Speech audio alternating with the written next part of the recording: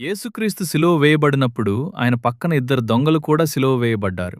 ఒకరు ఆయన్ని దూషించారు, కాని మరొకరు తన తప్పును ఒప్పుకున్నారు.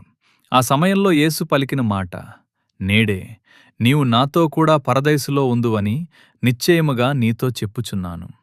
ఈ మాట మరణపు అంచున ఉన్న ఒక పాపికి పరలోకపు తలుపులు తెరిచింది. ఒకటి, తన తప్పును ఒప్పుకోవడం. సిలువపై ఉన్న ఆ దొంగ మొదట ఇతరులతో కలిసి దూషించిన తరువాత తన తప్పును తెలుసుకున్నాడు.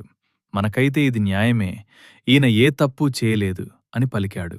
రక్షణకు మొదటి మెట్టు మనం పాపులమని ఒప్పుకోవడం. తన అతిక్రమములను దాచిపెట్టువాడు వర్ధిల్లడు, వాటిని ఒప్పుకొని విడిచిపెట్టువాడు కనికరము పొందును. సామెతలు 28:13. 2. యేసు రాజ్యాధికారాన్ని గుర్తించడం. యేసు రక్తం ఓడుతూ ప్రాణాపాయ స్థితిలో ఉన్నా ఆ దొంగ ఆయననొక రాజుగా గుర్తించాడు.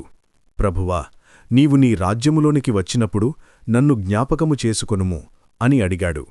ఆ సమయంలో అదొక గొప్ప విశ్వాసం. నీ నోటితో యేసు ప్రభువని ఒప్పుకొని నీ హృదయమందు విశ్వసించిన ఎడల నీవు రక్షింపబడదువు. రోమీయులకు 10:9. యేసు నువ్వు బాప్తిస్మం తీసుకోలేదు అనలేదు, లేదా నీ గతాన్ని మార్చుకో అనలేదు. కేవలం విశ్వాసాన్ని చూసి నేడే టుడే నీవు పరదైసులో ఉంటావని వాగ్దానం చేశారు.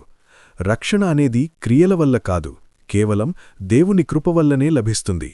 మీరు విశ్వాసము ద్వారా కృపచేతనే రక్షింపబడియున్నారు. ఇది మీవలన కలిగినది కాదు, దేవుని వరమే. ఎఫెసీయులకు 2:8. ఈ రెండవ మాట మనకిచ్చే గొప్ప పాఠమేమిటంటే, దేవుని దగ్గరకు రావడానికి సమయం మించిపోలేదు. ఆఖరి నిమిషంలో అయినా యథార్థంగా అడిగితే ఆయన క్షమిస్తారు. యేసు మన గతాన్ని చూడడు, మన పశ్చాత్తాపాన్ని చూస్తాడు. పరలోకరాజ్యం అంటే పరదైసు అనేది ఒక నిశ్చయమైన వాగ్దానం. ప్రభువా, ఆ దొంగవలే మేము కూడా మా తప్పులనొప్పుకొని మీ రాజ్య నిరీక్షణలో జీవించేలా మాకు సహాయం చెయ్యండి. ప్రియమైన స్నేహితులారా, ఈ సందేశం మీ హృదయాన్ని తాకినట్లయితే దయచేసి ఈ వీడియోకి ఒక లైక్ ఇవ్వండి.